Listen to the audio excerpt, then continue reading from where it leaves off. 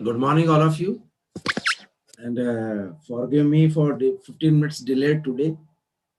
15 minute हम देरी से हैं, तो इंग्लिश और सब बात छोड़ते हुए सीधे हम लॉ पर ही आ जाते हैं.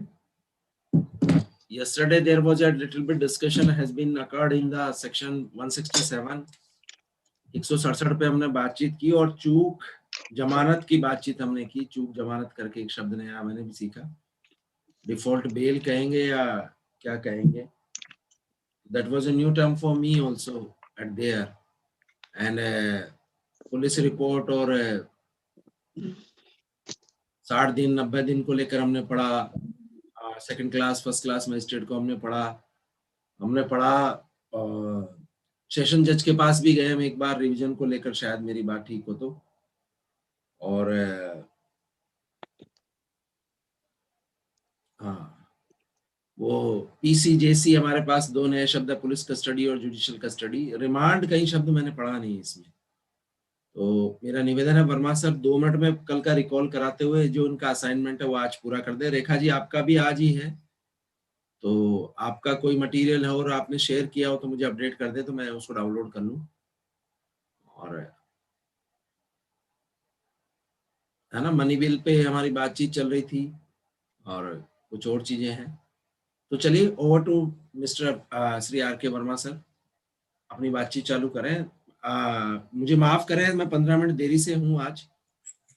कारण हो गया था, इसलिए तो इस कारण को भी वैसा हो कि क्लास मेरे बिना भी चल पाए या मैं भी बिना भी स्टार्ट कर पाए, तो अगले सोमवार से हम उस पर एक्सपेरिमेंट करेंगे. मेरा रोल भी कोई कर पाए और वर्मा सर का रोल भी कोई कर पाए या उमेश के टाइमर का रोल भी कर पाए. तो अगले वीक से हम ऐसा करेंगे कि कोई नहीं भी हो तो फिर भी ये यात्रा शाश्वत चलती रहे. This journey should be carry on, है ना. वो कहता है ना कि क्या किसका, शाहरुख खान का डायलॉग था कि ये तो चलता रहना चाहिए. Show is going on. Rajkumar साहब, राज कपूर साहब का डायलॉग बताते हैं. शो इज गोइंग ऑन या क्या है मुझे पता नहीं है, लेकिन आप अपडेट कर दीजिएगा लास्ट 15 मिनट. तो वर्मा सर 3 मिनट मैंने आपके ज्यादा ले लिए हैं. Over to Shri R K Verma sir, कल का थोड़ा सा रिवाइज करवा दें और फिर उसकी आगे बातचीत करते हैं. Thank you Rajesh ji. Good morning to all of you. Good morning sir. हम चर्चा कर रहे हैं चैप्टर नंबर 12 की, और सीआरपीसी में हम देखें तो we can say that actually the effective proceeding in any case that starts from the chapter 12 onwards, कि जहां एफआईआर दर्ज होती है, देन इन्वेस्टिगेशन होता है, देन इन्वेस्टिगेशन के अंदर क्या क्या कंडीशंस होती है, that everything is given in this one. तो एक तो सेक्शन 164 हमने चर्चा की थी, recording of the confession and the statement, that is also very important. और इसमें भी कई प्रॉब्लम्स पूछी जाती है सेक्शन 164 के बारे में. Then section 167 that was also equally important. और this is a kind of condition, or we can say this is a binding application on the investigation agency, that in the given time they must complete the investigation. क्योंकि अगर ये चीजें नहीं होगी तो police वाले कोई चीज की इन्वेस्टिगेशन करेंगे नहीं. तो एक टाइम बाउंड है, ये पुलिस को पाबंद करती है कि in the given time they must complete the investigation. और अगर वो समय से अगर कोई इन्वेस्टिगेशन पूरा नहीं करते हैं तो what will be the consequences that is given in this one, और what will be the privileges of the accuse person. तो एक्यूज पर्सन अगर कस्टडी में है and the investigation is not completed within the 60 days और the 90 days, then he becomes entitled for the bail. तो वो provision हमने सब इसमें देखे कल, और काफी विस्तार से हमने इसके बारे में चर्चा की थी कल. करीब 1.5 से 2 घंटे हमने इसी में बिताए थे. तो आई होप ये सब आपको क्लियर हो गया होगा, but still you got some doubt, तो इसके बारे में हम और चर्चा करेंगे. Now coming to another important section, that is section 168. ये इसी के पार्ट है, इन्वेस्टिगेशन के पार्ट है. तो सेक्शन 168 ये बताता है that report of investigation by subordinate police officer. Report of investigation by subordinate police officer, यानी कि अधीनस्थ पुलिस अधिकारी द्वारा अन्वेषण की report. When any subordinate police officer has made any investigation under this chapter, he shall report the result of such investigation to the officer in charge of the police station. ये section बताता है कि जो police authorities है उनकी investigation की प्रक्रिया के बारे में। That is how when any case is registered in any police station, और उसके बाद में इन्वेस्टिगेशन शुरू होता है, तो थाने का जो भी हाउसिंग ऑफिसर है या भार साधक अधिकारी है या ऑफिसर आईसी है, he will be the SHO. अब ये एसएचओ है तो एसएचओ जो केसेज है उनको वो अलोकेट करता है to his subordinate officers. Subordinate officer may be sub inspector, he may be the assistant sub inspector. तो ये एसएचओ की पावर है कि वो इन्वेस्टिगेशन के लिए अपने सबऑर्डिनेट ऑफिसर को ऑथराइज कर सकता है। और कई जगह आपने एफआईआर में भी देखा होगा कि उसमें लिखा जाता है कि एफआईआर दर्ज होती है, उसके बाद में उसमें लिखा जाता है कि इस मुकदमे की जांच इस अधिकारी के जिम्मे की गई, अधिकारी का नाम भी लिखा जाता है।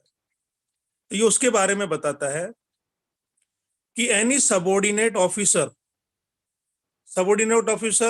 Who will be there, who is the subordinate of the SHO, तो वो इन्वेस्टिगेशन को कंप्लीट करके और अपनी इन्वेस्टिगेशन रिपोर्ट है he will submit again to the SHO, and that report will be countersigned by the SHO, and then it is being forwarded to the concern court. ये उसके बारे में बताता है कि सबऑर्डिनेट पुलिस ऑफिसर है, अपनी जांच पूरी करके, इन्वेस्टिगेशन पूरा करके, और वो जो चार्जशीट है या पुलिस रिपोर्ट है वो सबमिट करेगा एसएचओ को, और एसएचओ उसको चेक करने के बाद में he will countersign and then it will be forwarded to the concerning magistrate. तो ये उसके बारे में दिया हुआ है।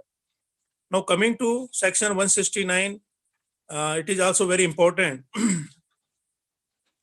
Release of the accused when the evidence is deficient, यानी कि जब साक्ष्य अपर्याप्त हो तो पुलिस उसको एक्यूज को छोड़ा जाना। इसके बारे में हमने 164 में परसों भी चर्चा की थी, और एक वो क्वेश्चन भी आया था जो मेरे साथी उमेश जी ने बताया था कि 164 के बयान होने के बाद में भी, मजिस्ट्रेट के बयान होने के बाद में भी, पुलिस वाले या जो इन्वेस्टिगेशन एजेंसी है वो 2 इंडिपेंडेंट गवाहों के बयान लेकर के और उस मुकदमे के अंदर एफआईआर फाइल कर देते हैं। एफआईआर का मतलब होता है negative report, negative police report, उसको निगेटिव पुलिस रिपोर्ट भी कह सकते हैं, और वे ये भी कह सकते हैं हम कि where the offence is not made out. तो इस तरह की काफी प्रॉब्लम्स आती हैं, हम डे टू डे भी देखते हैं कि होता है। There may be some reason, we can not blame the police authorities also, but there may be some other reason also कि police may not have any conclusive proof to prosecute the accused। तो उसके बारे में दिया ये, if upon an investigation under the chapter it appears to the officer in charge of the police station that there is not sufficient evidence is not available or reasonable ground of suspicion to justify, और ऐसा कोई पर्याप्त कारण नहीं है, शक का ऐसा कोई पर्याप्त कारण नहीं है कि उसके आधार पे अभियुक्त को मजिस्ट्रेट के समक्ष पेश किया जाए। Such officer shall, if such person is in custody, release him on his executing a bond with or without sureties, as such officer may direct to appear if and when so required before a magistrate empowered to take cognizance of the offence on a police report and to try the accused or commit him for the trial। कहने का मतलब यह है कि police ने किसी व्यक्ति को बुलाया, उसको अपनी कस्टडी में रखा for the investigation. During investigation अगर पुलिस को ये पता चलता है कि इसको सफिशिएंट एविडेंस नहीं है और ऐसा कोई शक का कारण नहीं है कि उसको प्रोसिक्यूट किया जाए, तो उस कंडीशन के अंदर जो पुलिस अथॉरिटी या इन्वेस्टिगेटिंग ऑफिसर और the SHO of the police station उस व्यक्ति को बॉन्ड लेकर के और उसको रिलीज कर सकते हैं, छोड़ सकते हैं उसको। अब बॉन्ड क्यों लिया जाता है? बॉन्ड इस पर्पज से लिया जाता है कि in case of further investigation के अंदर अगर उस व्यक्ति का कोई इन्वॉल्वमेंट पाया जाता है, then he may be recalled और further investigation on that person that may be carried out by the police. यानी कि उसको छोड़ दिया, छोड़ने के बाद में अगर कोई ऐसी साक्ष्य आती है तो उसको दोबारा बुला करके और फिर दोबारा से इन्वेस्टिगेशन उस व्यक्ति के बारे में किया जा सकता है, और he can be prosecuted when the sufficient evidence is available. तो ये बॉन्ड लेके उसको और रिलीज कर दिया जाता है। अब आगे इसमें एक जजमेंट है, तो इट इज वेरी कॉन्ट्राडिक्टरी। मैंने परसों भी थोड़ा सा इससे हवाला दिया था, और जो उमेश जी ने बताया था परसों, उसी से संबंध है कि पुलिस वाले 164 के बयान के बाद भी एफआईआर लगा देते हैं, निगेटिव रिपोर्ट सबमिट करते हैं। This is the case of Satish Sharma versus state of Gujarat, AIR 2003, supreme court, page number 648। जो कोर्ट की फाइंडिंग थी, that is if at the stage of grant or refusal of anticipatory bail, certain aspects of the case are considered, but later if the investigation agency files a report under section 169, it is difficult to perceive that such a step would amount to interference with the administration of justice. ये बहुत comment है ये actually supreme court का। इसमें क्या हुआ था कि एक व्यक्ति था, he was prosecuted under section 114, that is the abatement IPC, and section 302 of IPC, murder के केस में उसको प्रोसिक्यूट किया गया था, and that person he applied anticipatory bail under section 438 of CRPC twice. 2 बार उसने बेल एप्लीकेशन लगाई under section 438, और 438 में उसकी जो एप्लीकेशन है that was rejected by the court. Once it was rejected by the session court and once it was rejected by the high court. अब मैं आपको थोड़ी सी जानकारी और दे दूं कि एंटिसिपेटरी बेल है वो खाली डिस्ट्रिक्ट जज के लगती है या हाई कोर्ट या supreme court. Magistrate is not empowered to listen and decide the section 438, that is anticipatory bail. अग्रिम जमानत भी इसको बोलते हैं। अब 2 बार उस व्यक्ति की अग्रिम जमानत की एप्लीकेशन हाई कोर्ट में भी खारिज हो गई और सेशन कोर्ट में भी खारिज हो गई। उसके बाद में भी 302 के मैटर के अंदर उसकी निगेटिव रिपोर्ट पुलिस ने फाइल की under section 169, that is involvement is not there. तो राजेश जी का बहुत अच्छा प्रश्न था कि परसों आपने बताया था राजेश जी कि एंटिसिपेटरी बेल अगर खारिज किए तो उसके भी कोई कारण रहे होंगे definitely. That means when the case diary was produced before the court, when the case diary was produced before the court, तो केस डायरी को देखने के बाद में भी कोर्ट को कहीं ना कहीं लगा कि prima facie there is sufficient evidence against that accused. तो उस कंडीशन के अंदर कोर्ट ने उसकी एंटिसिपेटरी बेल को 1 बार नहीं 2 बार रिजेक्ट किया। Then all of sudden how it is possible कि पुलिस ने उसमें एफआईआर लगा दी। तो ये उसी के बारे में कमेंट किया था ये सुप्रीम कोर्ट ने। It is difficult to perceive that such a step would amount to the interference with the administration of justice. Administration of justice है उसके मामले में इसको हस्तक्षेप सुप्रीम कोर्ट ने माना। तो ये बड़ा एक अच्छा जजमेंट है ये। उसके बाद में एक जजमेंट और इसमें, that is the Jabruddin versus state of Uttar Pradesh. Jabruddin versus state of Uttar Pradesh 2000 criminal law journal CRLJ, page number 158, Allahabad. इसमें फाइंडिंग दी कोर्ट ने, the magistrate taking the cognizance on the police report and not on the protest petition deemed to have taken cognizance under section 190, it cannot be termed to be illegal. अब मेरे जो विद्वान साथी हैं उनसे भी मैं जानना चाहूंगा, पुलिस ने निगेटिव रिपोर्ट फाइल कर दी कोर्ट में, यानी कि एफआईआर लगा दी, FR लगाने के बाद में the aggrieved person or we can say the complainant he filed the protest petition and court is taking the cognizance on that. तो आप मुझे बताएं कि कोर्ट जो कॉग्निजेंस लेती है वो क्या पुलिस रिपोर्ट है, जो नेगेटिव पुलिस रिपोर्ट है उसके आधार पर लेती है और या प्रोटेस्ट पिटीशन के आधार पर लेती है? तो बताएं दिग्विजय सिंह गिरधारी जी और अपने उमेश जी। 190 में जो प्रसंज्ञान लिया कोर्ट ने। सर यह दो कंडीशन हो सकती हैं। हाँ, एक तो FR के आधार पर कोर्ट सीधे ही प्रसंज्ञान ले सकती है 190 के तहत। एक ठीक है। और यदि प्रोटेस्ट पिटीशन पेश किया जाता है तो प्रोटेस्ट पिटीशन के बाद में 2 से 2 के बयान लेने के बाद में ही प्रसंज्ञान लिया जाता है। प्रसंज्ञान का आधार एग्जैक्टली प्रसंज्ञान बिल्कुल सही बताया आपने गिरधारी जी। प्रसंज्ञान का आधार FR होगी या प्रोटेस्ट पिटीशन होगी? दोनों कंडीशन हो सकती है सर। यदि FR पेश करते ही और कोर्ट ने प्रसंज्ञान ले लिया तो FR ही प्रसंज्ञान का आधार होगी। और यदि प्रोटेस्ट पिटीशन पेश किया है और प्रोटेस्ट पिटीशन पे यदि 2 से 2 की कार्रवाई किए बिना ही यदि प्रसंज्ञान ले लिया तो आधार FR होगी। और यदि 2 से 2 के बयान लिए हैं तो आधार 2 से 2 के बयान और प्रोटेस्ट पिटीशन होगा। बहुत अच्छा आपने बताया ये गिरधारी जी, बिल्कुल एग्जैक्टली ये इस जजमेंट में दिया हुआ है। इस जजमेंट में यही दिया हुआ है, Jabruddin versus state of Uttar Pradesh 2000 criminal law journal 1 page number 158 Allahabad. बिल्कुल एग्जैक्टली, बहुत नाइसली यू एक्सप्लेन। तो ये इसके बारे में बताया है कि नेगेटिव रिपोर्ट भी सबमिट होती है, then what will be the basis of taking cognizance, whether it will be the negative report filed by the police or it will be the protest petition. So that is given in this one. Now coming to section 170, section 170 that says cases to be sent to the magistrate when the evidence is sufficient.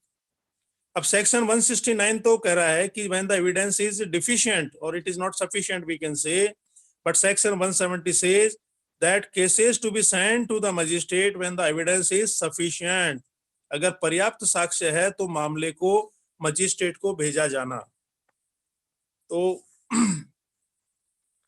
इसमें subsection 1 says if upon an investigation under the chapter it appears to the officer in charge of the police station that there is sufficient evidence or reasonable ground as aforesaid, such officer shall forward the accused under custody to a magistrate empowered to take cognizance of the offense upon a police report and to try the accused or commit him for trial, or if the offense is bailable and the accused is able to give security, shall take security from him for his appearance before such magistrate on a day fixed and for his attendance from day to day before such magistrate until otherwise directed. इसको बड़ा एक लंबा चौड़ा इन्होंने बना दिया।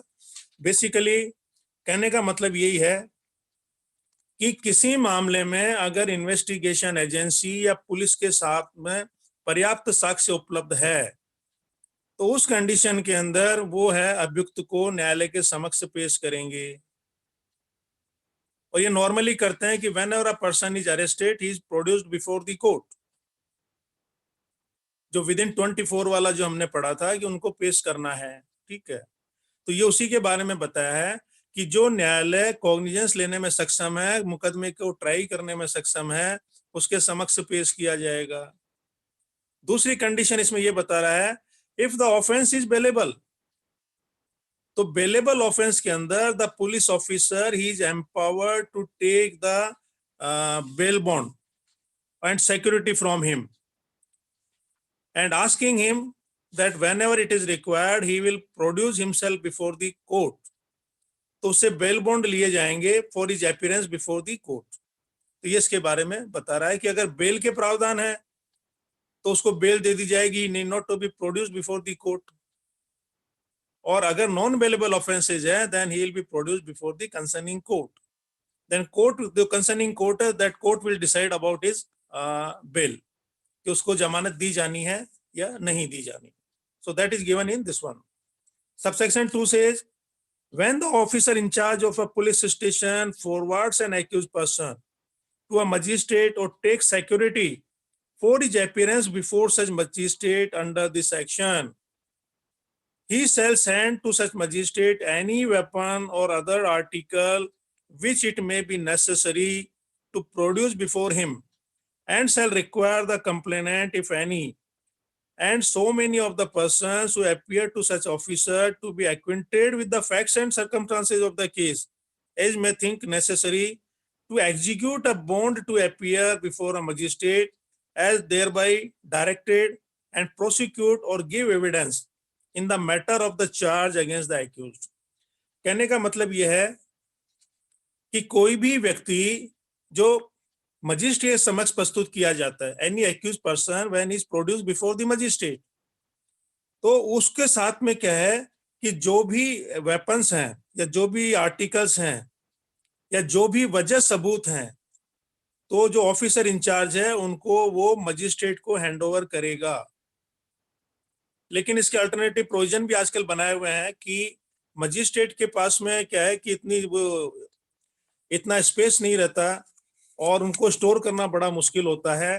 तो उस कंडीशन के अंदर जो भी आर्टिकल है किसी ऑफेंस में यूज किए गए हैं, वो आर्टिकल पुलिस थाने के माल खाने में जमा हो जाते हैं, और पुलिस खाने में जो माल खाने में जमा हो जाते हैं उसकी जानकारी वो पुलिस अधिकारी है वो मजिस्ट्रेट को देगा, और जो माल खाने का जो रिकॉर्ड है उसके बारे में जो एंट्री है जो भी उसने किया है, तो उसका सबूत है वो अपनी केस डायरी के साथ में संलग्न करेगा, and that will be the part of the chargesheet produce before the court.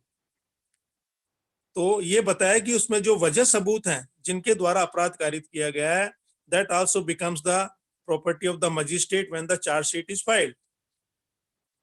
लेकिन चूंकि for the purpose of security और एनी अदर रीजन, उसके लिए पुलिस है उसी को एम्पावर किया है कि वो अपने माल खाने में उसको जमा कर ले by making a proper entry on that one. So that is given in this one. आगे subsection 3 says, if the court of the chief judicial magistrate is mentioned in the bond, such court shall be held to include any court to which such magistrate may refer the case for inquiry or trial, provided reasonable notice of such reference is given to such complainant of the person।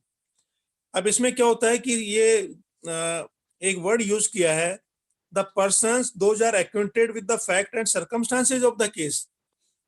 तो ये बताया गवाहों के बारे में, those are the witnesses, यानी कि जो परिस्थितियों की जानकारी रखते हैं, तो वो कौन है जिनके सामने घटना हुई, वो एविडेंस है, वो गवाह है उस केस के, तो उनसे भी बॉन्ड लिए जाएंगे, और बॉन्ड लेने के बाद में उनको पाबंद किया जाएगा कि whenever you are called for giving evidence before the court, then they have to appear before the court for recording of the evidence or for any other purpose। तो ये इसके बारे में दिया हुआ है। Now subsection 4 says, the officer in whose presence the bond is executed shall deliver a copy thereof to one of the person who executed it, and shall then send to the magistrate the original with the report। अब जो bond भरवाया जाएगा वो bond 2 copy में होगा। 1 copy will be given to the person, 1 copy will be given to the person who is executing the bond, जो bond को निष्पादित कर रहा है उसको 1 कॉपी दी जाएगी, and 2nd copy will be made as the part of the police report, जो police report court में सबमिट की जाएगी एक उसका पार्ट वो रहेगी। And purpose of that one, that so and so person has been intimated that whenever required he will appear before the court। तो वो एक केस डायरी का या अपन केस डायरी के बाद में जो चालान पेश होता है ये उसका हिस्सा रहेगी। So that is given in that one। Now coming to section 171, complainant and the witnesses not to be required to accompany police officer and not to subject to restraint। अब ये कंप्लेनेंट के बारे में और जो गवाह है उनके बारे में दिया गया है कि उनके लिए कोई अनड्यू फोर्स यूज नहीं किया जाएगा, उनको कंपेल नहीं किया जाएगा, उनको टॉर्चर नहीं किया जाएगा, ये उसके बारे में दिया हुआ है। No complainant or witness on his way to any court shall be required to accompany a police officer or shall be subjected to unnecessary restraint or inconvenience or required to give any security for his appearance other than his own bond. अब 3 चीजें इसमें बताई हैं कि जब भी कोई victim है या कोई गवाह है या कंप्लेनेंट है, उसको इस तरह से बाध्य नहीं किया जाएगा कि वो उनकी कस्टडी में पुलिस स्टेशन में जाएं। ये उनको फ्रीडम है कि उनको समय बता दिया जाएगा कि वो कब न्यायालय में उपस्थित उनको होना है। तो अननेसेसरली उनको परेशान नहीं किया जाएगा, इस बारे में बताया कि और कोई भी इनकन्वीनियंस और रेस्ट्रेन उनको नहीं किया जाएगा। और बॉन्ड के अलावा उन व्यक्तियों से सिक्योरिटी नहीं ली जाएगी। वो केवल अपना पर्सनल बॉन्ड देंगे, उनसे जमानत इस आशय की नहीं ली जाएगी कि आप न्यायालय में उपस्थित होने के लिए अपनी जमानत भी प्रस्तुत करें। तो उसके लिए बॉन्ड ही सफिशिएंट है उनको बाइंड करने के लिए कि whenever it is required they will appear before the court. आगे कह रहा है प्रोविजो में, provided that if any complaint और the complainant or witnesses refuse. अब ये अदरवाइज है। अब कई लोग होते हैं कि कंप्लेनेंट है या विक्टिम है या कोई विटनेस है, वो बॉन्ड एग्जीक्यूट करने के लिए भी मना कर दे कि मैं कोई बॉन्ड साइन नहीं करूंगा। तो what police officer can do, क्या कार्रवाई उनके लिए करेगा, that is given in this one. Provided that if any complainant or witnesses refuse to attend or to execute a bond as directed in section 170, the officer in charge of the police station may forward him in custody to the magistrate who may detain him in custody until he executes such bond or until the hearing of the case is completed. तो यहाँ police अधिकारी को अधिकार दे दिए कि कोई गवाह है या शिकायत करता है, अगर वो बॉन्ड एग्जीक्यूट नहीं कर रहा as per the condition given in section 170, कि उसको बॉन्ड एग्जीक्यूट करना जरूरी है कि जब भी न्यायालय उसको बुलाएगा तो वो न्यायालय के समक्ष उपस्थित होगा। लेकिन अगर वो बॉन्ड एग्जीक्यूट नहीं करता है then he may be arrested and he may be produce before the court, और कोर्ट भी उसको ये कहेगी कि आप अपना बॉन्ड दो, और अगर वो बॉन्ड फिर भी नहीं देता है then he may be sent to prison. Now coming to another important section 172, that is the diary of proceeding in investigation, यानी कि पुलिस के द्वारा जो भी जांच की जाती है उसकी एक केस डायरी होती है। और ये केस डायरी क्या है कि जिस दिन कोई मुकदमा दर्ज हुआ उसी दिन ये केस डायरी ओपन हो जाती है, और जब इसकी इन्वेस्टिगेशन कंप्लीट हो गई उस दिन तक की सारी कार्रवाई इस केस डायरी में नोट की जाएगी। तो section 172 that deals with the case diary, or we can say the diary of proceeding in investigation, यानी कि अन्वेषण के मामले में जो कार्रवाइयां की जा रही है उसकी एक डायरी को संकलित किया जाएगा, और उस डायरी के अंदर ऑल द रिकॉर्ड और we can say all the material collected during the investigation that will be compiled together. ये देख लेते हैं इसके contents. Subsection 1 says every police officer making an investigation under this chapter shall day by day enter his proceedings in the investigation in a diary, setting forth the time at which the information reached him, the time at which he began and closed his investigation. तो ये बड़ा important है कि जब investigation प्रारंभ किया तो वो केस डायरी में दर्ज किया जाएगा, and all the activities or all the proceedings carried out during the investigation that will be recorded in the case diary, and it will be closed. कब close होगी? When the investigation is completed. अब उसमें क्या क्या चीजें शामिल होगी? That is given the place or the places visited by him. अगर वो पुलिस अधिकारी इन्वेस्टिगेशन के लिए जा रहा है तो उसमें एक एंडोर्समेंट करेगा कि इतने तारीख को इतने समय पर ही went for the investigation to so and so place. जब वो वापस लौट के आएगा that also will be recorded in that one, कि on particular day what action he has taken for the purpose of investigation. Further कह रहा है and a statement of the circumstances ascertained through his investigation, और कोई भी statement वगैरह है परिस्थिति के अनुकूल उसके द्वारा दर्ज किया गया, that also will B mentioned in the case diary. Further 1A and 1B ये बाद में ऐड किए गए हैं by the amendment act 2009। 1A says the statement of the witnesses recorded during the course of investigation under section 161 shall be inserted in the case diary। अब case diary के हिस्सा क्या क्या होंगे? जो भी 161 के जो स्टेटमेंट हैं वो उसमें जो उसने रिकॉर्ड किए हैं, that will be the part of the case diary. The diary referred to in subsection 1 shall be a volume and duly paginated. Volume and duly paginated. उस पे क्रम के अंदर वो सारे के सारे पेज हैं, उनको क्रम के अंदर उनको संकलित किया जाएगा. And it shall be in the volume. तो वॉल्यूम तो कहाँ होता है, ये तो एक पेपर होता है. It is not covered in the file also sometimes. But anyway, उसको एक जिल्द चढ़ा करके और बाकायदा एक फाइल के अंदर उसको ये करना चाहिए, लेकिन कई बार नहीं हो पाता. तो act this section says that the case diary shall be in a volume and it will be duly paginated. उस पे पेज नंबर रहेंगे और सीरियल नंबर से उसमें सारी चीजें इकट्ठी की जाएगी. Now subsection 2 says any criminal court may send for the police diaries of a case under inquiry or trial in such court and may use such diaries not as evidence in the case but to aid in the such inquiry or trial. अब ये बड़ा important है. During investigation, the concerning magistrate or any court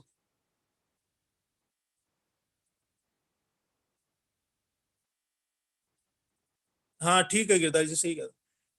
तो ये कोई भी case diary है या पुलिस इन्वेस्टिगेशन के दौरान when the investigation is not completed, उस टाइम पे the situation so arises that magistrate he wants to make any inquiry on that one और he want to pass some order on any application that he may that the time he may call the case diary.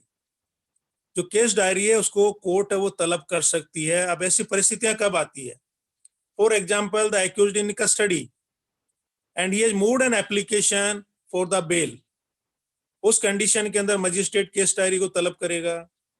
और भी conditions इसमें हो सकती है, तो उन चीजों के लिए केस डायरी को तलब किया जा सकता है.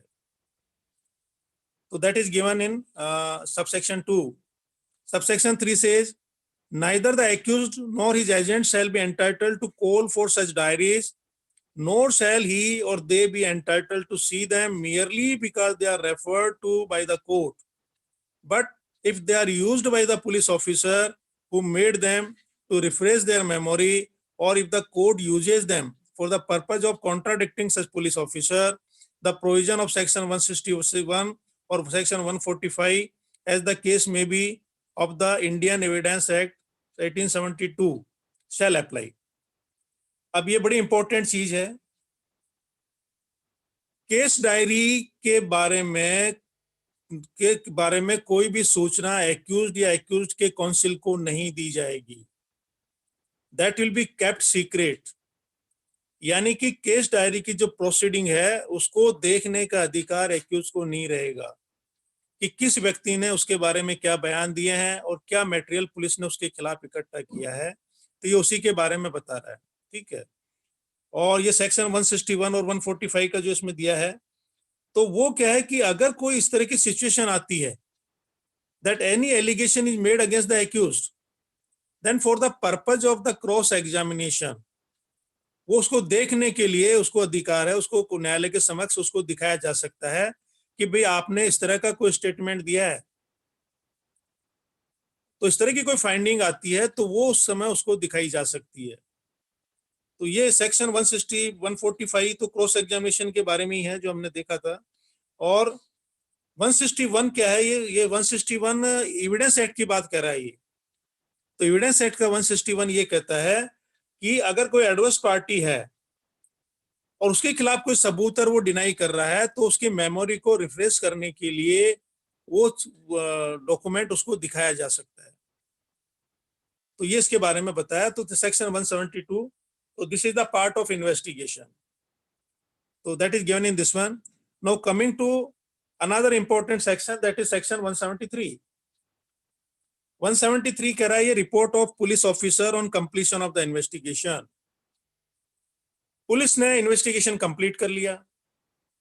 कंप्लीट करने के बाद में जो भी एविडेंसेज है that will become the part of the police report. इस पुलिस रिपोर्ट को हम कई बार चालान भी कहते हैं और कई बार हम इसको चार्जशीट भी कहते हैं. but in the legal term it is called as the police report. और पुलिस रिपोर्ट हमने डेफिनेशन में पढ़ा था, आई थिंक ये डब्ल्यू में दिया है, 2W में, कि पुलिस रिपोर्ट क्या होती है, तो that is given in this one. अब इसमें ये बता रहा है कि इसमें क्या क्या चीजें होगी, यानी कि जो पुलिस रिपोर्ट होगी उसके अंदर क्या क्या चीजें होगी जो इन्वेस्टिगेशन से संबंधित है, उसके बारे में ये दिया हुआ है। तो सबसेक्शन 1 से every investigation under the chapter shall be completed without unnecessary delay, यानी कि बिना देरी किए इन्वेस्टिगेशन को कंप्लीट करके और आपको रिपोर्ट सबमिट करनी है। इसमें 1A ऐड किया है, ये 1A ऐड किया है in the year 2009। The investigation in relation to an offence related to section 376 shall be completed within 2 months।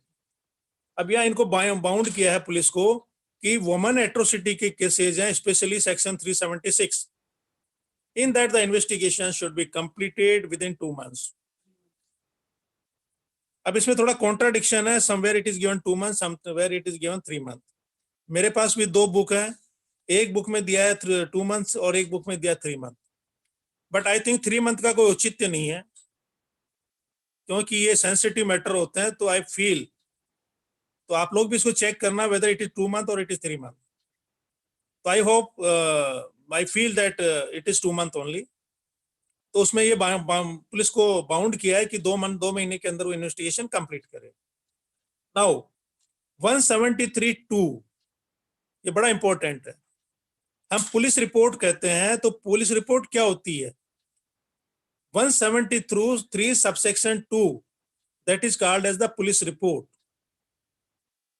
या हम कहें कि पुलिस जो रिपोर्ट पेश करती है वो कौन से प्रोविजन में करती है, तो we can say section 173 subsection 2 the police report is filed before the court. तो ये इंपॉर्टेंट है। अब इसमें क्या क्या इंग्रेडिएंट्स होंगे, एग्जैक्टली राजकुमार जी, मैं भी सहमत हूं, 2 महीने ही है शायद ये।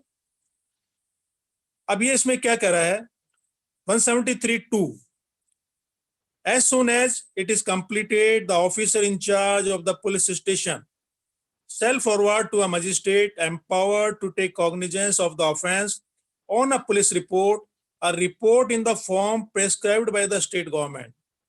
अब स्टेट गवर्नमेंट ने इसमें रूल्स बना रखे हैं कि जो चालान पेश किया जाएगा उसका फॉर्मेट क्या होगा, तो that is given in this one.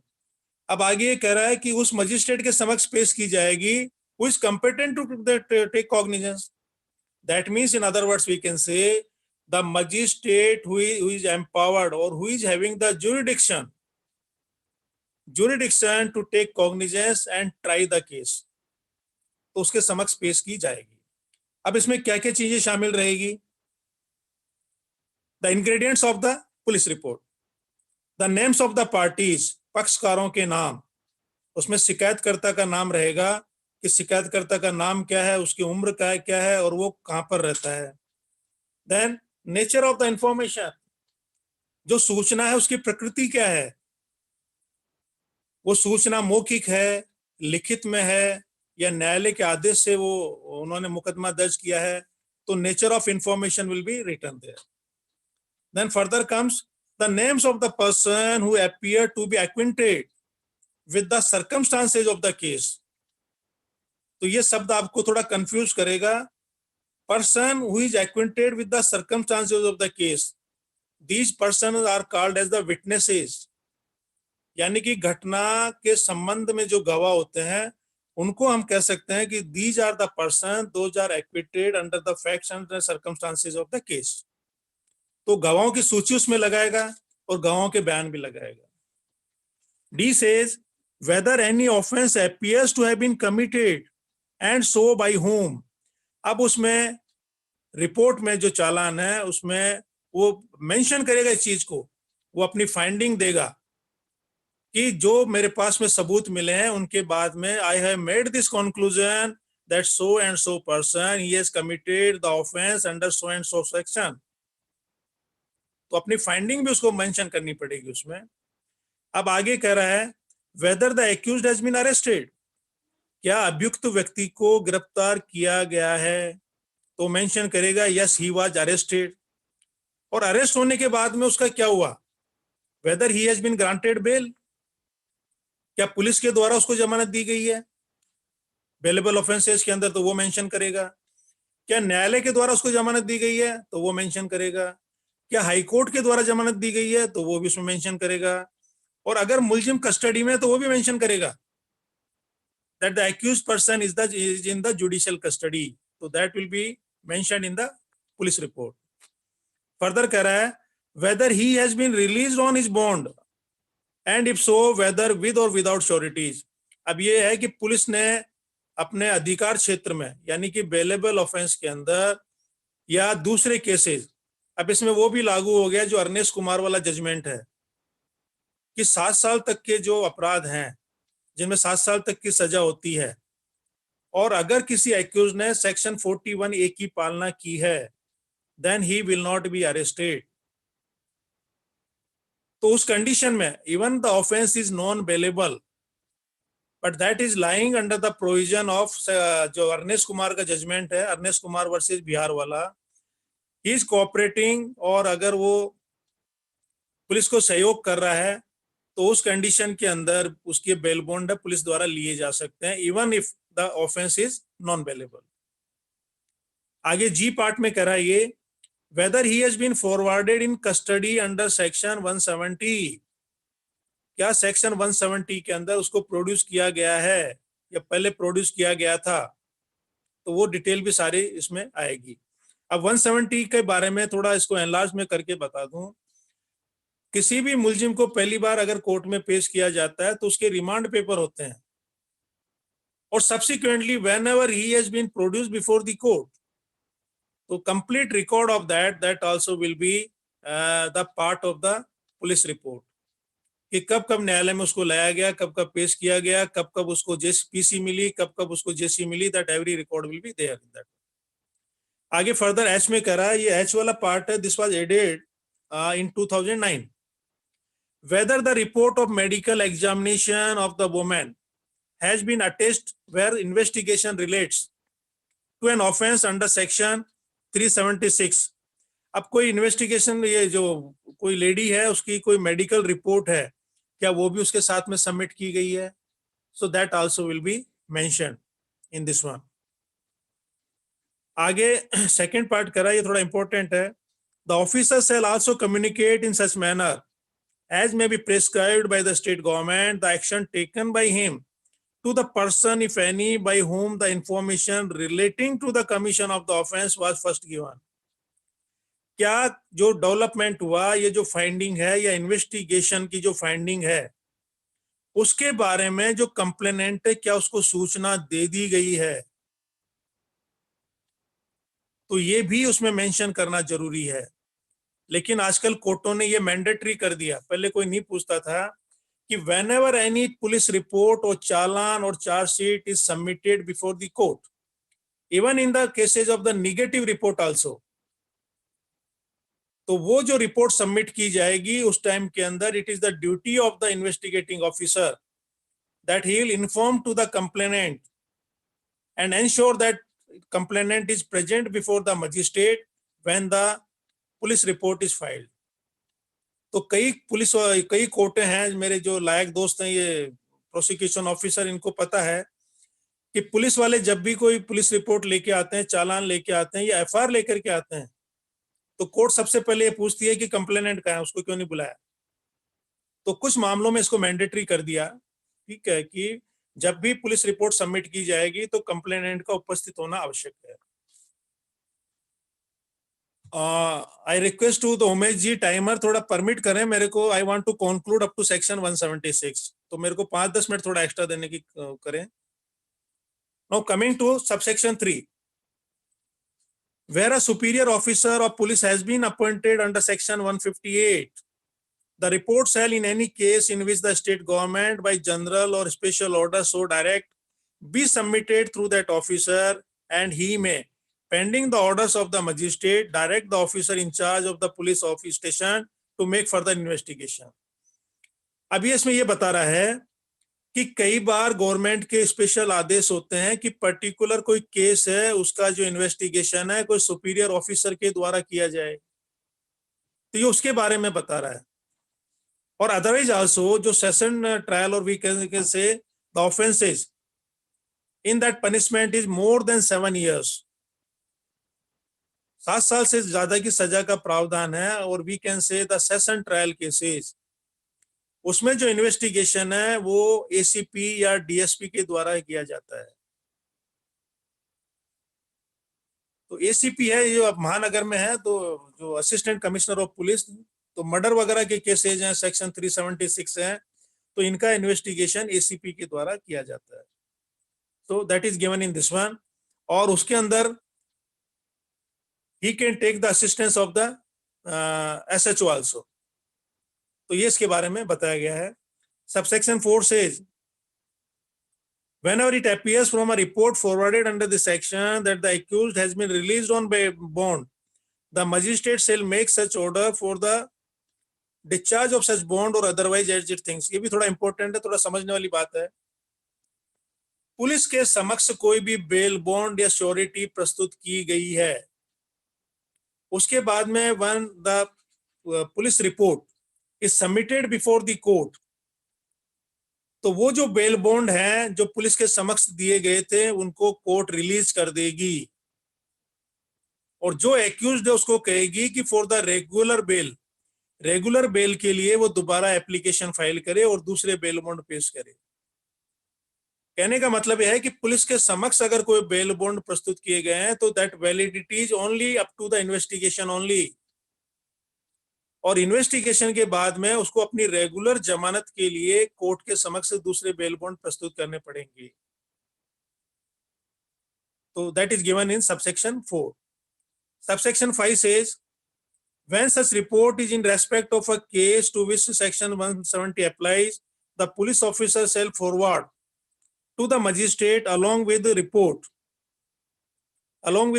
all the documents of relevant extracts thereof on which the prosecution proposes to or to rely other than those already sent to the magistrate during investigation। जो document है जिनके ऊपर police officer rely कर रहा है, तो वो document भी केस डायरी के साथ में प्रस्तुत किए जाएंगे। The statement recorded under section 161 of all the person whom the prosecution proposes to examine it witnesses, 167 के जो बयान है वो भी उसके साथ में संलग्न किए जाएंगे। Now coming to subsection 6, if the police officer is of the opinion that any part of such statement is not relevant to the subject matter of the proceedings, or that its disclosure to the accused is not essential in the interest of the justice and it is expedient in the public interest, he shall indicate that part of the statement and append a note requesting the magistrate to exclude that part from the copies to be granted to the accused and stating his reason for making such request। ये बड़ी interesting चीज है। Case diary का कुछ part ऐसा होता है जिसकी कॉपी है वो एक्यूज को नहीं दी जा सकती। अब जैसे एक मेन चीज है, एक रोजनामचा जो उनका होता है, जो डे टू डे प्रोसीडिंग होती है इन्वेस्टिगेशन की, तो रोजनामचा if that is the part of the police report, तो उसकी कॉपी प्राप्त करने के लिए एक्यूज्ड है, he is not entitled, he will not be given the copy of रोजनामचा। तो कहने का मतलब यह है कि कोई भी ऐसे डॉक्यूमेंट है जिसकी कॉपी एक्यूज को नहीं दी जा सकती, तो उसके बारे में वो मेंशन करेगा केस डायरी के अंदर कि these are the part of the investigation, और ये पुलिस की कार्रवाई के संबंध में है, इसकी कॉपी है एक्यूज को नहीं दी जानी चाहिए। And practically also it is seen कि कुछ डॉक्यूमेंट्स होते हैं पुलिस रिपोर्ट के जिनकी कॉपी है वो एक्यूज को नहीं दी जाती है, he is not entitled for that. Now अब किसके लिए एंटाइटल है, that is given in subsection 7, where the police officer investigating the case finds it inconvenient so to do, he may furnish to the accused copies of all or any document referred in subsection 5। यानी कि जो भी copy है, police report की copy है, उसको प्राप्त करने का अधिकार एक्यूज को होगा, यानी कि एक कॉपी एक्यूज को दिया जाना जरूरी है। और ये हम सेक्शन 207 में भी देखेंगे आगे। सेक्शन 207 ऑफ सीआरपीसी, इसमें मेंशन किया हुआ है कि जो भी डॉक्यूमेंट्स हैं, चालान एंड द सपोर्टिंग डॉक्यूमेंट्स, उसकी एक कॉपी है वो एक्यूज को दी जाएगी। तो ये प्रोविजन है सेक्शन 173(7) में भी है। ये 7 वाला प्रोविजन तो एप्लीकेबल है that he will submit additional copy to the magistrate and that will be the part of the chargesheet. और जो उसको देने का प्रोविजन है that is given in section 207। ये मैंडेटरी है कि एक्यूज्ड को चालान की एक कॉपी दी जाएगी। नाउ सबसेक्शन 8 सेज, ये 8 थोड़ा इंपॉर्टेंट है, nothing in this section shall be deemed to preclude further investigation in respect of an offense after a report under subsection 2 has been forwarded to the magistrate, and whereupon such investigation the officer in charge of the police station obtain further evidence, oral or documentary, he shall forward to the magistrate a further report or reports regarding such evidence in the form prescribed, and the provisions of subsection 2 to 6 shall, as far as may be, apply in relation to such report or reports as they apply in relation to a report forwarded under subsection 2. तो ये थोड़ा important है। 173 subsection 2 में हमने देखा कि जो police report है वो क्या होती है, और पुलिस रिपोर्ट जो सबमिट की जाती है उसमें क्या क्या डॉक्यूमेंट उसके साथ में अटैच किए जाते हैं, that is we are seeing. 173 subsection 8, this provides the further power to the investigation agency कि उस प्रकरण के अंदर अगर उनको और तरह की कोई एविडेंस मिलती है, any evidence is collected after submission of the police report, तो उसके लिए वो और इन्वेस्टिगेशन कर सकते हैं, and supplementary charge sheet can be filed under section 173 subsection 8। तो ये प्रोविजन इसमें दिया हुआ है। Sometimes it so happens that when the police report is filed before the court and court is not satisfied, magistrate is not satisfied, in that condition the magistrate can order for the further investigation also। यानी कि कुछ बिंदुओं के ऊपर अगर magistrate सहमत नहीं है कि आपने इन बिंदुओं के ऊपर जांच नहीं की, for that person the magistrate is also empowered कि he may order for the further investigation। अब अगेन मैं गिरधारी जी मेरे लायक दोस्तों से पूछना चाहूंगा कि चालान पेश करने के बाद में अगर कोई मजिस्ट्रेट है वो फर्दर इन्वेस्टिगेशन के ऑर्डर देता है, तो वो फर्दर इन्वेस्टिगेशन के ऑर्डर देता है तो सीआरपीसी के कौन से प्रोविजन में ऑर्डर दिए जाते हैं? तो काइंडली शेयर विद मी, मेरे को बताएं। सर 173(8) में दिए जाते हैं सर। 8 की पावर तो मजिस्ट्रेट की है। हाँ हाँ, मजिस्ट्रेट की पावर है ना 173(8) में जो चालान पेश होने के। सॉरी वो पावर तो उसकी है, इन्वेस्टिगेशन एजेंसी की है, पुलिस की है वो पावर। नहीं, दोनों चीजें होती हैं सर। देखो, यदि पुलिस से चालान पेश करते समय कुछ मुलजिम के विरुद्ध या कुछ तथ्यों पर 173(8) में यदि पेंडिंग रखना चाहती है तो चालान में मेंशन करते हुए उसको पेंडिंग रख सकती है। ठीक है। इसके अलावा यदि चालान पेश हो जाता है न्यायालय में और न्यायालय को भी लगता है कि नहीं, इन बिंदुओं पर फर्दर इन्वेस्टिगेशन होना चाहिए, तो मजिस्ट्रेट भी 173(8) में आगे इन्वेस्टिगेशन के लिए चालान को वापस लौटा सकता है या उसमें डायरेक्शन दे सकता है। और यदि अपन को या वकील साहब को भी कभी एप्लीकेशन लगानी पड़ती है उसमें कुछ बिंदुओं पर फर्दर इन्वेस्टिगेशन के लिए, तो वो भी 173(8) में ही मजिस्ट्रेट को एप्लीकेशन लगाई जाती है। किंतु यदि मजिस्ट्रेट ने प्रसंज्ञान ले लिया है तो मजिस्ट्रेट का 173(8) का पावर खत्म हो जाता है। जी सर। हाँ बिल्कुल, आपने ठीक कहा। देखो मैं आपके साथ में और ऐड करना चाहता हूँ, आपने बिल्कुल सही बताया। देखो 173(8) की जो पावर है वो दी है पुलिस एजेंसी को, कोई इन्वेस्टिगेशन एजेंसी को दी है। अब कोई प्रोटेस्ट एप्लीकेशन भी लगाता है, ठीक है, उस कंडीशन के अंदर, और अगर वो कंप्लेनेंट है seek the further investigation on that one, अगर फर्दर इन्वेस्टिगेशन की आवश्यकता होती है तो वो एप्लीकेशन लगाई जाती है सेक्शन 173 सबसेक्शन 8 में। मैं ये शेयर करना चाहता हूं कि मेरे ख्याल से, मेरी जानकारी के अनुसार, पुलिस की क्या पावर है कि वो फर्दर इन्वेस्टिगेशन के ऑर्डर करती है। 173(8) में तो पुलिस की कार्रवाई है कि 173(8) के तहत वो क्या है उसमें, और जो भी एविडेंस आई है उसके आधार पे सप्लीमेंट्री चार्जशीट वो फाइल करती है। तो मेरे ख्याल से मैं ऐड करना चाहता हूं इसमें कि फर्दर इन्वेस्टिगेशन की जो पावर मजिस्ट्रेट की है वो that lies with section 156 subsection 3। 156(3) में लाई करती है ये पावर, जहां तक मैं समझता हूं। तो ये सभी के लिए क्वेश्चन अपन इसमें और चर्चा करेंगे। In my opinion the power of the magistrate for further investigation is given in section 156 subsection 3, और 173(8) की पावर है वो इन्वेस्टिगेशन एजेंसी की है कि वो एडिशनल एविडेंस कलेक्ट करके और वो सप्लीमेंट्री चार्जशीट या एडिशनल चार्जशीट को सबमिट करें। तो और चर्चा करेंगे। मेरे ख्याल से 156(3) की पावर होती है जिसमें वो फर्दर इन्वेस्टिगेशन के ऑर्डर देती है। तो ठीक है, एक अच्छा विषय अपन ने चर्चा की इसके बारे में। इसके बारे में कुछ जजमेंट भी हैं, और जजमेंट आप देख लेना। इसमें ये काफी जजमेंट है, अपन चर्चा करेंगे। एक जजमेंट इसमें और है कि जब हम आईपीसी पढ़ रहे थे, तो मैंने एक चीज शेयर की थी कि अगर कोई सिविल केस पेंडिंग है, उस कंडीशन के अंदर criminal case under section 12B और 420 एप्लीकेबल है क्या। तो उमेश जी ने मेरे को कहा था कि सर आप वो जजमेंट शेयर करना।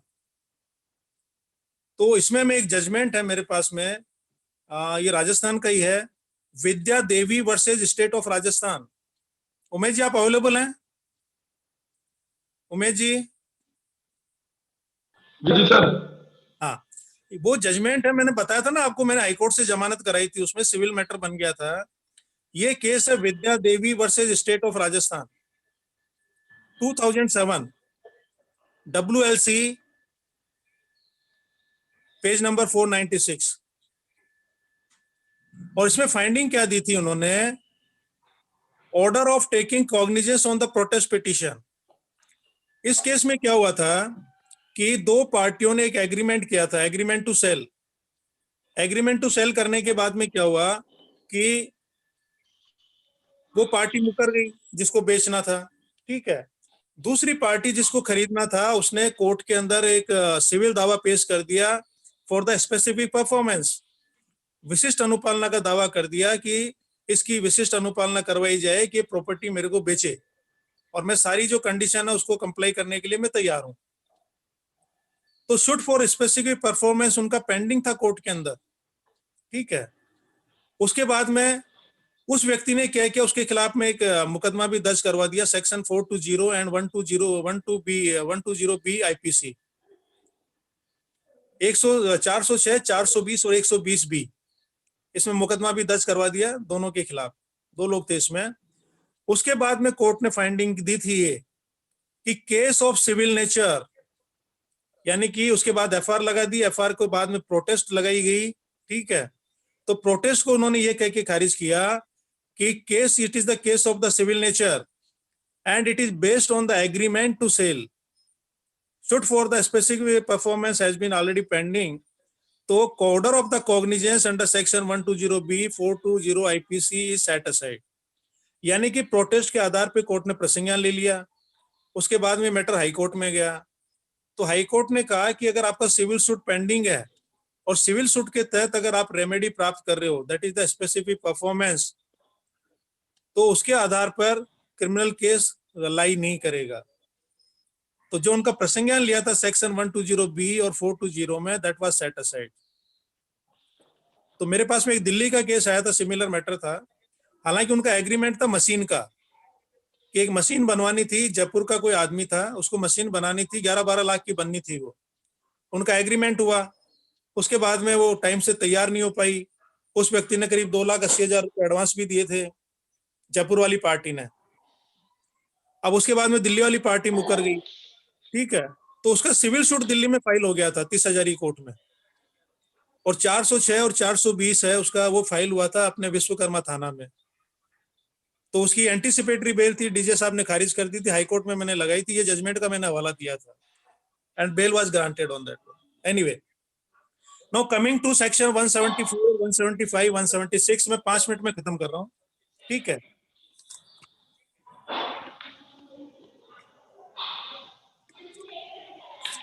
देखिए वह सेक्शन 174, 175 एंड 176, ये तीनों के बारे में, तीनों का हम एक साथ पढ़ना चाहेंगे। See the basic purpose of section 174, 175 और 176 का क्या है पर्पज ये है।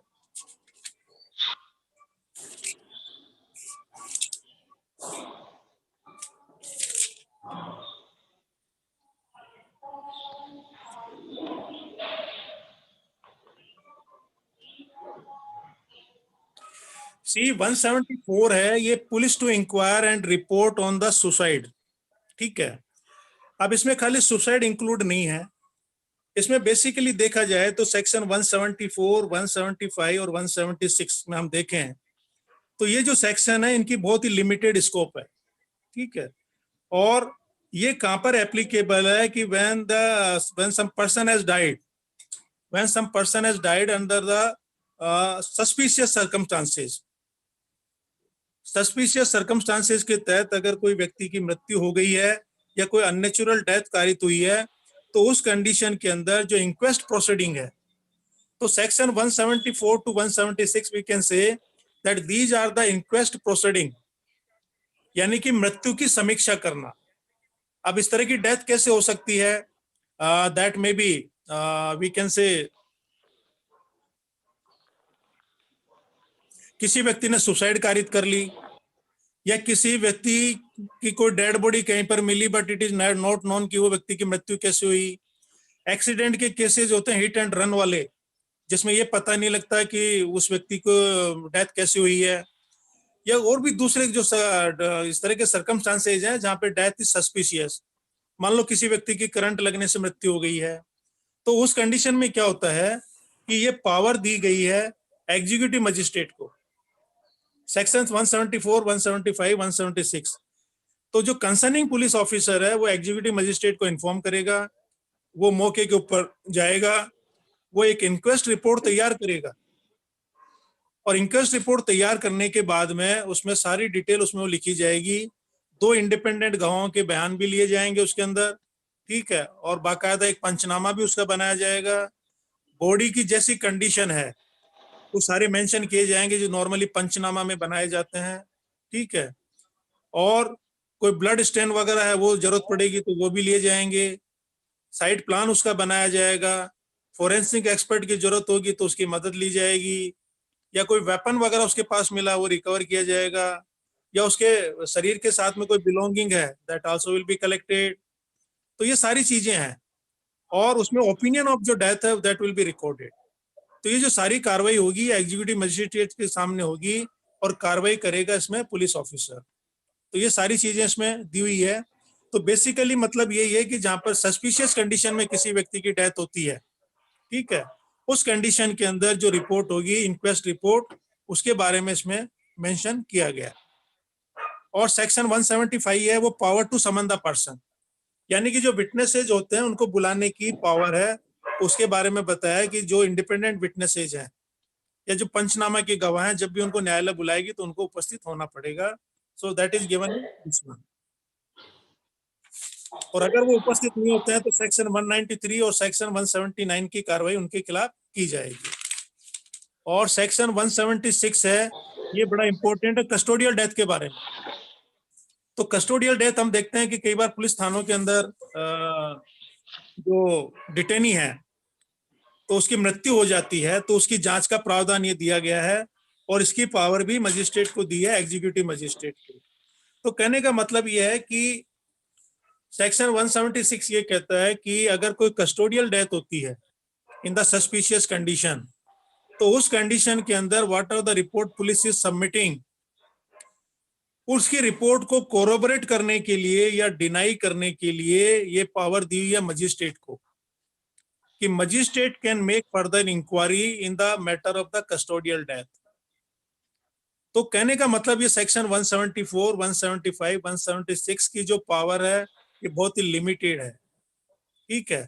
लेकिन अब some person is having that there is some malafide in this one, यानी कि उसके पेरेंट्स आकर के ये कहते हैं कि नो ये व्यक्ति हमारे घर से इतने बजे गया था, ही वाज ये ठीक ठाक था, कोई बीमारी नहीं थी, and all circumstances are there and they are having the suspicion on that one, यानी कि कोई फाउल प्ले उसके अंदर हुआ है। तो उस कंडीशन के अंदर जो उसके रिलेटिव्स हैं अगर वो कंप्लेंट फाइल करते हैं तो इन दैट कंडीशन दिस जो प्रोसीडिंग है, this proceeding will be converted in the judicial proceeding, और उसमें एफआईआर वगैरह भी दर्ज होगी, then further investigation and all it will be there. तो ये एक जो पार्ट है इसका सेक्शन 174, 175, 176, ये एक इंक्वेस्ट प्रोसीडिंग है खाली, that is only to establish the cause of the death. और उसमें अगर कोई फाउल प्ले कहीं पर नहीं मिलता है तो इंक्वायरी विल बी क्लोज्ड। अगर कोई फाउल प्ले होता है तो then the judicial proceeding starts, फिर उसमें मुकदमा दर्ज होगा एंड सब्सिक्वेंटली फर्दर इन्वेस्टिगेशन होगा and the case will be filed before the court. तो ये इसके बारे में बताया section 174, 175 and 176। So that is all about from my side. Today we have completed the chapter number 12। तो over to Rajesh ji. Verma sir, such a wonderful manner you completed the chapter number 12. Why we have spent much time on this one? हमने ज़्यादा समय क्यों लिया इस पर? इसका कारण ये है कि ये विधि के हर विद्यार्थी के साथ के जीवन में कहीं ना कहीं काम आता है, और इसको किस तरीके से हम ठीक तरीके से उपयोग में ला सकते हैं उसको समझने की जरूरत थी। तो इस कारण से हमने इतनी लंबी चर्चा की इस विषय पर, और चर्चा में हमने देखा कि अलग अलग चीजें हमारे सामने उठकर आई है। जैसे आज भी इंक्वेस्ट प्रोसीडिंग है, ये क्या इंक्वेस्ट प्रोसीडिंग आजकल मैंडेटरी कर दी गई क्या? इंक्वेस्ट इंक्वायरी जो है, तो इस पर भी थोड़ी सी बातचीत है।